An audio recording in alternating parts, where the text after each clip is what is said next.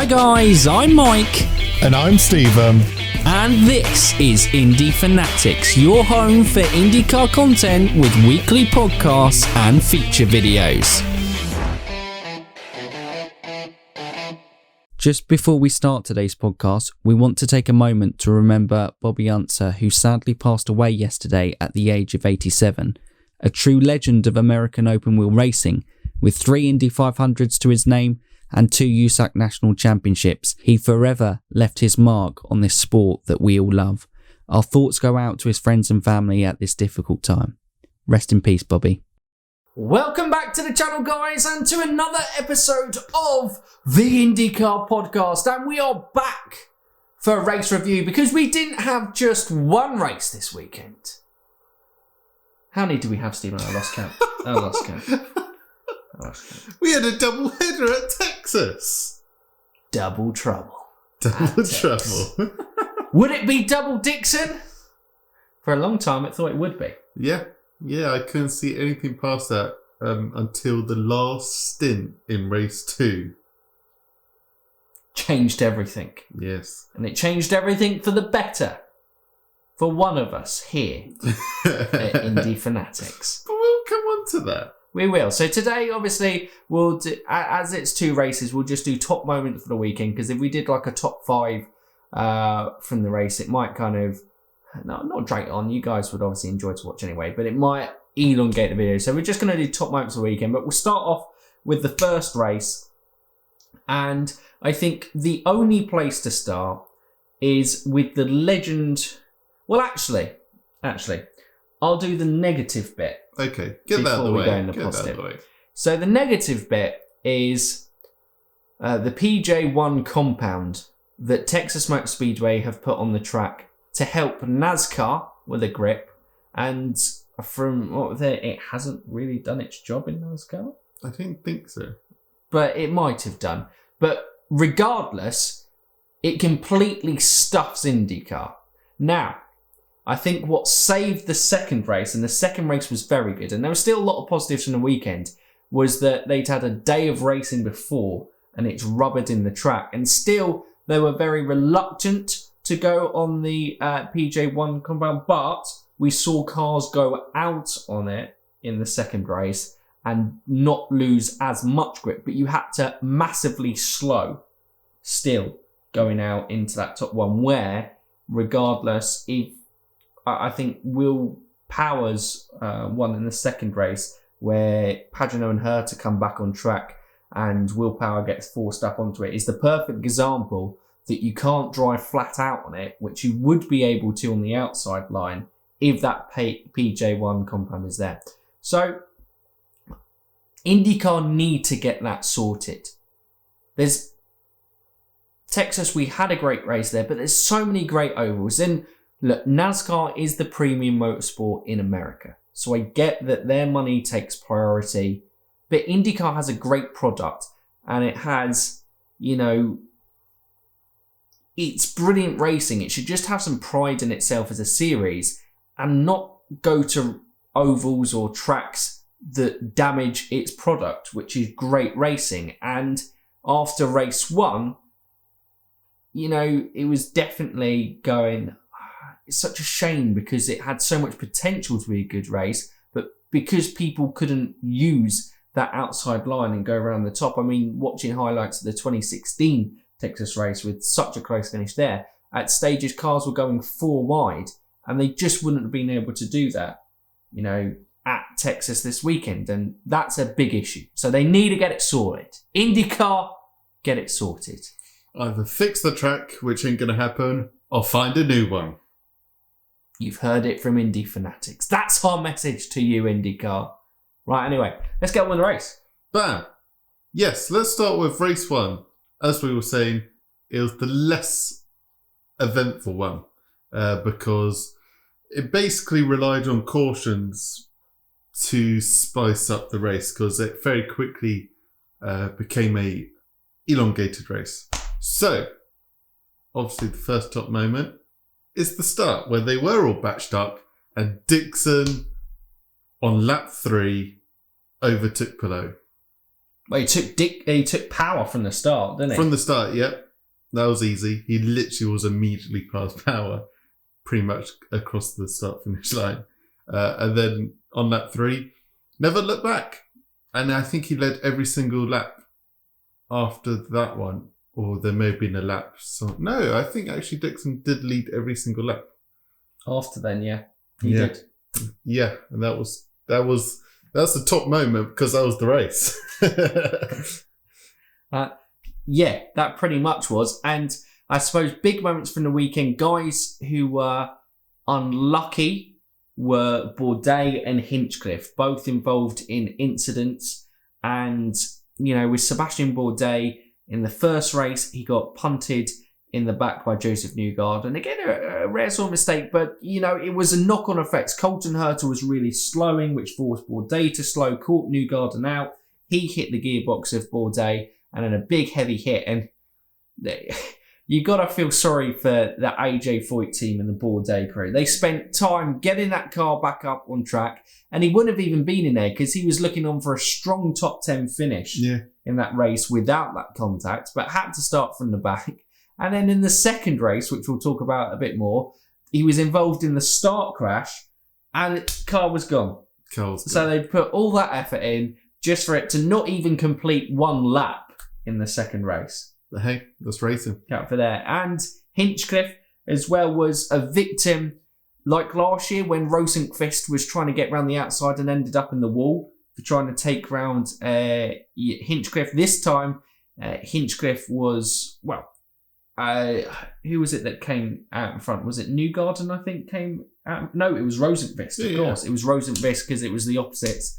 That's what they were going. Rosenqvist cut across, loss of downforce for Hinchcliffe, had to ride a little bit wide, went into the PJ1, had no grip because he was at the end of the stint and said he was struggling with vibrations there and just went straight into the wall. And that was a big hit as well. Yeah. And he retired the following day. I couldn't remember what the issue was there, but not a great... 2? Yeah. Yeah, he just retired, didn't he? Yeah. He just dropped out. Not a great weekend and not a great start for James Hinchcliffe to the season. No. Andretti, surely their luck will start to come because the other man, Alexander Rossi, also kind of had a weekend to forget. He lost out on the cautions, didn't he, in race 1? Yep. And then he got taken out at the start of race 2. Alexander Rossi is going,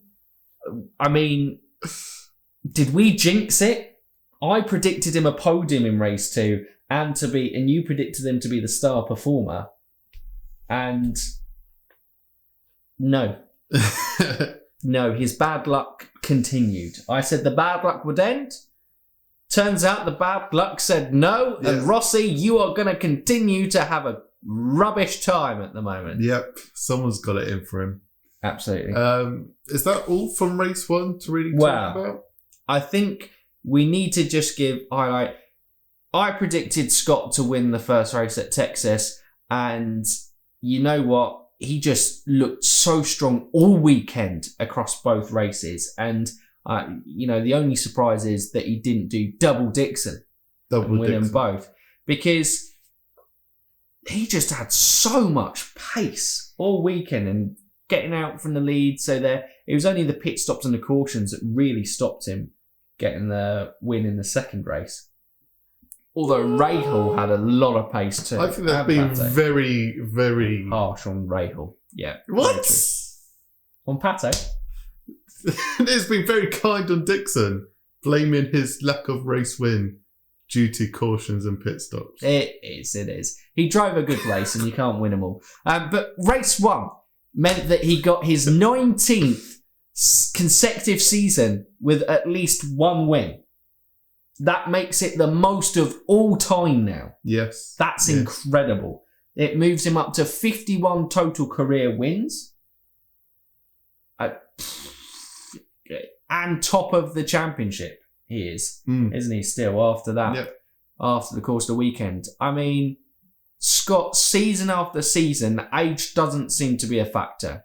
He's just there at the top and he just doesn't look to be getting slower. I think that's the worry for probably competitors. They're like, oh, well, Dixon might fade, in the next couple of years. No, he's still there. Yep. He's still got it. He wants 7. He wants to equal AJ Foyt, and he now leads the championship after 4 rounds. Probably wants 8. Probably. He probably wants 10. Record.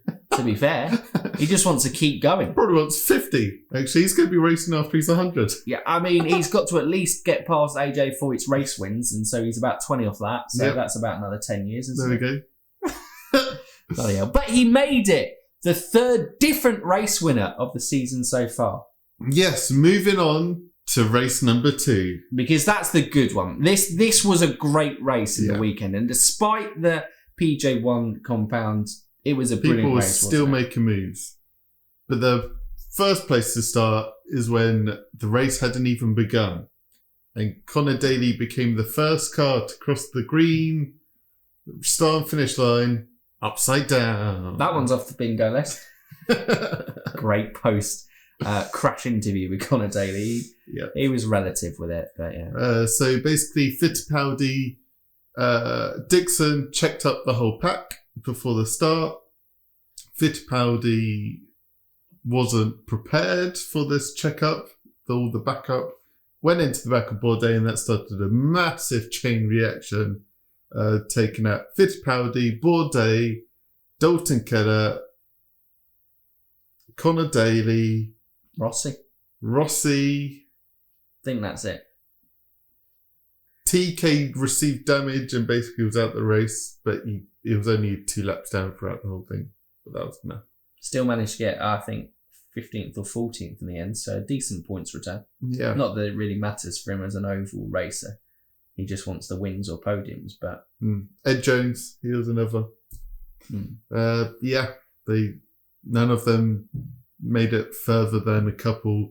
If they slid, they made it a few yards into the race. Some of them didn't even get past the start finish line. But everyone was okay, which was the good news. Aero Screen doing its work. And big first point of the race. The thing, it was a big crash, took out a lot of cars, but it happened at the back. So it didn't really have a big influence on, say, the race winner, potentially. No. And other than you maybe go Rossi. But what I would say is it's a time probably to bring up, especially someone like maybe Tony Kanaan and Pietro, who'd shown pace in the weekend. Because on Saturday we had the practice delayed due to rain and track drying, which meant qualifying was cancelled. I'm not sure why they didn't have the qualifying on the Sunday for the second race, but basically in the first race, the grid was determined by championship position, and the second race was determined by championship position after race 1 at Texas. So Tony Kanaan had gone the fastest average speed of anyone in practice. So you would imagine he would have started in the top 10. Yeah. But both races had to start the back. And, the first race he got caught out because he couldn't make any progress because of not being able to overtake on the higher line. And in the second race, got ruined by this crash at the start. Yeah. And you can, you just think he wouldn't have been there in both races. Yeah, exactly. It was all a bit of a mess. But shared Pratico. Moving on from that sudden instant, and where do we go? Probably Dixon flying off into the distance again with Pillow and Willpower chasing him down in stint 1. Not much happening.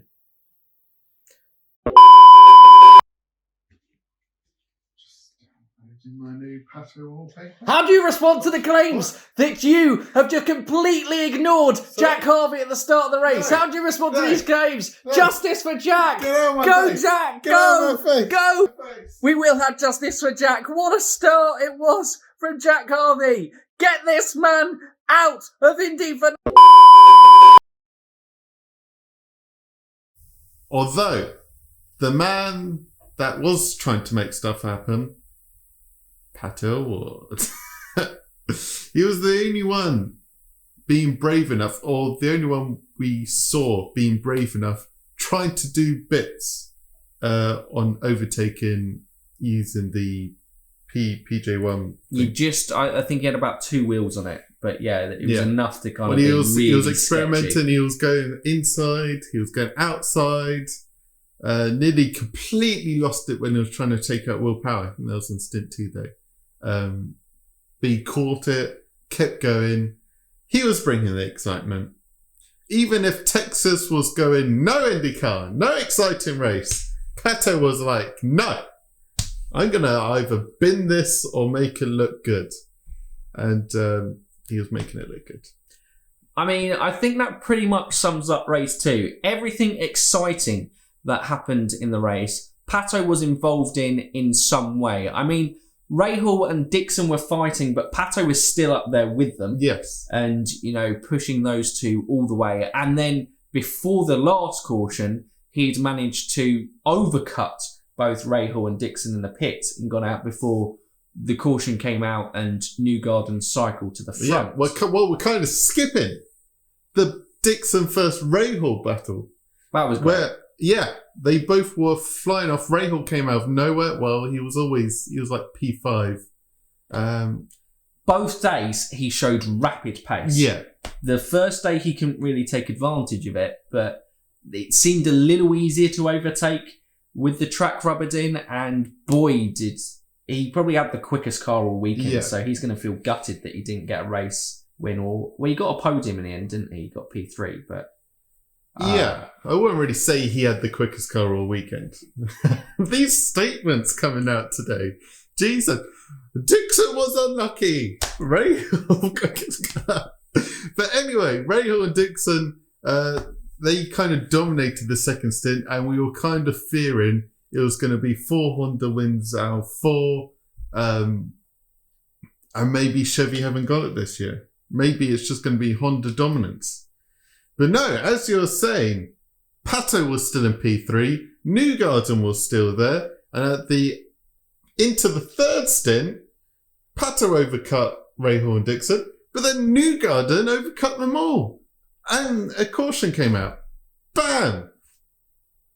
Newgarden led Pato, a 1-2 Chevy. They're there. Honda, on your bike. You can get back. You can fight for the last podium spot. It's all about Pato and Newgarden for the final stint. No, I'm just letting you go with Pato because this is your moment. This is your moment. I'm just going to sit back and enjoy the show. What? I'm actually just part of the live audience of the IndyCar podcast right now. Pato! He was just flying. I was fearing, okay, when Newgarden was out ahead, you just go, Newgarden, 2-time IndyCar champion. He's got Team Penske at his back. They know the strategy. All they have to do, manage fuel and go to the end. Surely, Pato's got nothing on them with the Arrow McLaren SP, who always seem to get it wrong at the crucial points. A quick pause interjection here to give some perspective of the race. When Stephen had seen that Newgarden was leading the race, he walked out the room. He was like, I can't believe Newgarden's lucked out into the lead. I know, because the caution came at the perfect time for him. But anyway, we didn't need that, okay? It wasn't going to be another second place finish. It was Pato. He just went flying past Newgarden. Then it was like, oh my God, will he run out of fuel? Have they screwed this up? But no, he just went flying off in the distance. It was like 1.5 seconds clear for most of the race. I think he came across like 1.5 seconds clear. He dominated. It's Pato. He's here. It's the 2021 championship bid. Bam! We're alive. We're in P2 in the championship. Bam! Is that... Bam! Pato! That it? Yeah. Okay, that's it. Domination! Scott Dixon, who? Newgarden, who? Pato, that's who. Look, it was a brilliant drive from Pato, I think. Absolutely. He had to make that race win happen, and he did. Yeah, and that's why I would say Rahal didn't have the quickest car. Pato had the quickest car. with how much he actually dominated that final stint. Well, he was the guy who took the risks. Everyone drove, I would say, kind of standard oval races, and Pato was like, I am done being runner-up. I am absolutely done with it. I'm winning this race, and I don't care. Or like you said, I'm going to win this race, or I'm going to bin it in spectacular fashion, but hell am I going to try my hardest to win this race? Yeah. So, Pato, he's won it. Incredible. Yeah, and he Incredible. now gets his postseason F1 test. So there we go. A little deal he made with Zach Brown. But please stay in IndyCar. Please stay in IndyCar, Pato. The series needs a fantastic driver and personality like Pato Award. Right, so we had a comment from... I'll get it out here. Obviously, you know in our previews. I will do a shout out to Royal Stiggin. Yep. Called it, didn't he? He did. In our comments on the preview. Yep, it's there in Ryan.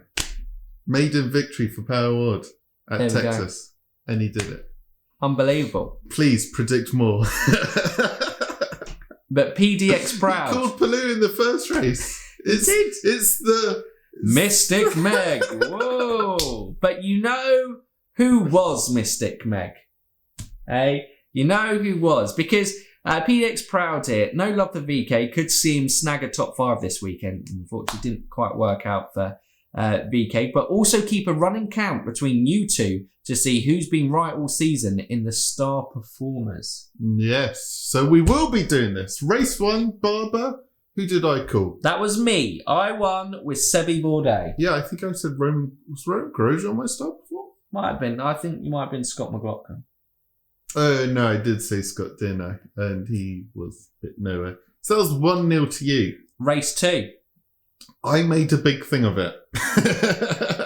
I believe, the Padge. Yeah, I believe I kept saying Simon. And out of our 2 picks, Pagano is definitely the better star performer. He got on the podium, yes. Race 2 in this one. Mine had real potential in Jack Harvey. I could have taken a double point advantage, I think. Yeah. Going into it. But unfortunately, Jack Harvey had to retire with a mechanical issue, and Rossi, your top pick, star performer, was involved in that. Someone pushed him. The first one for you. So we're going no points. No points there. The first one for you was Takuma Sato. Sato! Yep, that one. Anything that has an O on the end, Stephen will just shout and elongate a very long time. But the first one, well, should we relive last week? Let's have a look at last week. Who I predicted, and let's see what Stephen said about it. So he's going to be my star performer. I'm going to say Scott McLaughlin. Scott McLaughlin. I reckon he's going to have a top 5 finish in race 1. I think he's going to struggle a lot. Okay, because this will be his first ever oval race, won't it? So in a single seater. Yeah, be right, be fine. Just like riding a bike. I mean, he wasn't round in circles, spectacular at like a velodrome. Okay. That's Scott star performer. Jesus. Don't question me. Yes, see, my boy Scotty Mac. He's done it. P2. First ever Kiwi 1-2. Isn't it? And people were probably going, how have you not mentioned Scott McLaughlin to this? Because we were waiting for the star performer. What a performance. Just like riding a bike. Just like riding a bike round a velodrome. Hey, Scotty Mac, unbelievable. And I thought he was going to challenge for the race win at one stage. But he just kind of settled into P2.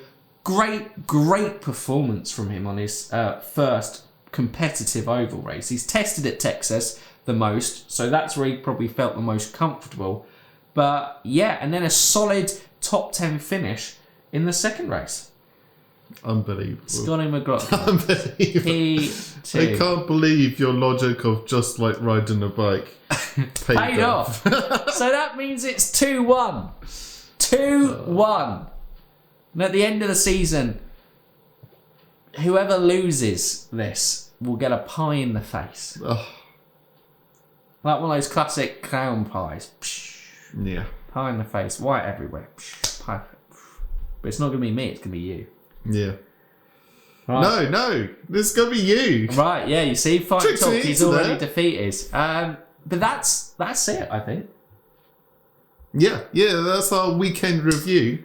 That is. And so, obviously, this week there won't be another podcast because we actually have a breather. We have a break between races. But I kind of want it now. So I kind of don't want the break. No. But we got to wait. So next week, we will return to the Wednesday because we'll go with the previews later in the week on that basis. Looking forward to the Indy GP. But as things currently stand, Scott Dixon, we said it was Dixon's stronghold. At the end of the weekend, he leads the championship. Pato, big winner from the weekend, comes out P2. Palou, with that race win and some strong performance, top 10 performances, still hangs on to P3 in the championship. And Joseph Newgarden, Dixon's rival, he's there. P4, especially after that first race in Barber, was a bad one. Yeah. He's got 2 P2 finishes under his belt. He'll certainly be looking to get that race win soon enough. Oh, yeah. But guys, as always, let us know your thoughts from the race at the weekend. Despite the PJ1, I thought we had a really great race, and race 2 is definitely the race of the weekend. Yeah.